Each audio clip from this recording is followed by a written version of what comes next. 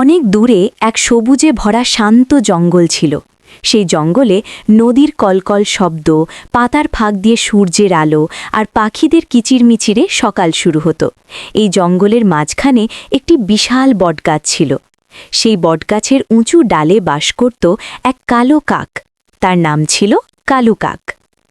কালু কাক খুব সোজা সাপটা আর নিরীহ স্বভাবের ছিল। সে কাউকে ঠকাত না, কারো ক্ষতি করত না। প্রতিদিন ভোরে সে উড়ে যেত খাবারের খোঁজে। যা পেত তাই নিয়েই সন্তুষ্ট থাকত। কিন্তু কালুর একটা দুর্বলতা ছিল। সে খুব সহজে অন্যের কথায় বিশ্বাস করত, আর প্রশংসা শুনলে মনটা একটু বেশিই নরম হয়ে যেত। একদিন সকালে কালু উড়ে উড়ে গ্রামের পাশে পৌঁছালো। সেখানে এক বাড়ির উঠোনে সে দেখতে পেল একটা বড় নরম আর সুগন্ধি পনির রাখা আছে। আশেপাশে তখন কেউ ছিল না। কালু ভাবল, একটু নিলেই বা ক্ষতি কি। সে পনিরটা তুলে নিল আর উড়ে এসে নিজের প্রিয় বটগাছের ডালে বসল। পনিরের গন্ধ চারদিকে ছড়িয়ে পড়ল। ঠিক তখনই জঙ্গলের ভেতর দিয়ে হাঁটছিল এক চালাক শিয়াল। তার নাম লালু শিয়াল। লালু খুব বুদ্ধিমান ছিল, কিন্তু তার মনটা ছিল ভরা লোভে। সে খাবারের গন্ধ পেয়ে থেমে গেল। মাথা তুলে দেখল গাছের ডালে কাক বসে আছে, আর তার মুখে বড় এক টুকরো পনির। লালুর চোখ চকচক করে উঠল। সে মনে মনে বলল, এই পনিরটা আজ আমাকে পেতেই হবে। কিন্তু কাক তো অনেক উঁচুতে, জোর করে নেওয়া যাবে না, বুদ্ধি খাটাতে হবে। লালু গাছের নিচে গিয়ে খুব ভদ্রভাবে কথা বলা শুরু করল। আহা, আজ জঙ্গলটা কত সুন্দর, আর তার চেয়েও সুন্দর এই গাছের ডালে বসে থাকা কাকটি। কালু নিচে তাকালো। সে অবাক হয়ে ভাবল, আমাকে বলছে? লালু আবার বলল, কালু কাক, আমি অনেক পাখি দেখেছি, কিন্তু তোমার মতো ঝকঝকে পালক কারও নেই। নিশ্চয়ই তুমি জঙ্গলের সবচেয়ে সুন্দর পাখি। কালুর বুকটা গর্বে ফুলে উঠল। সে জীবনে খুব কমই প্রশংসা পেয়েছে। লালু থামল না। সে আরও বলল, শুধু রূপ নয়, তোমার কণ্ঠস্বর নাকি খুব মধুর। আমি বিশ্বাস করতে পারছি না। আজ যদি তোমার গান শুনতে পাই, তাহলে নিজেকে ভাগ্যবান মনে করব।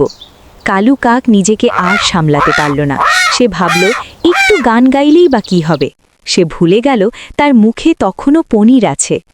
গান গাওয়ার জন্য সে মুখ খুলতেই ঢপ করে পনিরটা নিচে পড়ে গেল।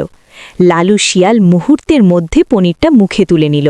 সে খুশিতে লাফাতে লাফাতে বলল, ধন্যবাদ কালু কাক, তোমার কণ্ঠ ভারী, কিন্তু বুদ্ধিটা একটু হালকা। এই কথা বলেই সে দৌড়ে জঙ্গলের গভীরে পালিয়ে গেল। উপরে বসে কালু কাক স্তব্ধ হয়ে গেল। তার চোখে পানি চলে এলো। সে ভাবল, আজ আমি শুধু পনির হারাইনি, আমি নিজের বোকামিও প্রমাণ করেছি। সেদিন সে আর কিছু খেল না। সন্ধ্যায় বৃষ্টি নামল, আর কালু ভিজতে ভিজতে নিজের ভুলের কথা ভাবতে লাগল। সে মনে মনে প্রতিজ্ঞা করল, আর কখনো মিথ্যা প্রশংসায় ভুল করবে না। কয়েকদিন পর জঙ্গলে এক শিকারী ঢুকল। সে পশু ধরার জন্য ফাঁদ পেতে রাখল। দুর্ভাগ্যবশত সেই ফাঁদেই আটকে গেল লালু শিয়াল। যতই চালাক হোক, ফাঁদের কাছে সে অসহায় হয়ে পড়ল। লালু চিৎকার করতে লাগল, বাঁচাও, কেউ বাঁচাও। দূর থেকে কালু কাক সব কিছু দেখতে পেল। এক মুহূর্তের জন্য তার মনে হলো এটাই তার শাস্তি, কিন্তু পরক্ষণেই সে ভাবল, অন্যায়ের বদলা অন্যায় দিয়ে হয় না। কালু কাক আকাশে উড়ে অন্য পাখিদের খবর দিল। সবাই মিলে গ্রামের মানুষকে জানালো, শিকারী ধরা পড়ল আর ফাঁদ খুলে দেওয়া হলো। লালু শিয়াল মুক্তি পেল। সে লজ্জায় মাথা নিচু করে কালুর কাছে এসে বলল, আমি তোমাকে ঠকিয়েছিলাম। আজ তুমি চাইলে প্রতিশোধ নিতে পারতে, কিন্তু তুমি তা করনি। আমি বুঝেছি, সত্যিকারের বুদ্ধি মানে চালাকি নয়, ভালো মানুষ হওয়া। কালু কাক শান্ত গলায় বলল, ভুল থেকে শিক্ষা নেওয়াই জীবনের সবচেয়ে বড় জয়। সেদিনের পর কালু কাক আরও সাবধানী হল, আর লালু শিয়াল নিজের লোভ আর ধূর্ততা ছেড়ে দিল। জঙ্গল আবার শান্ত হয়ে উঠল। নৈতিক শিক্ষা: অতিরিক্ত প্রশংসা মানুষকে অন্ধ করে। লোভ আর অহংকার বিপদ ডেকে আনে।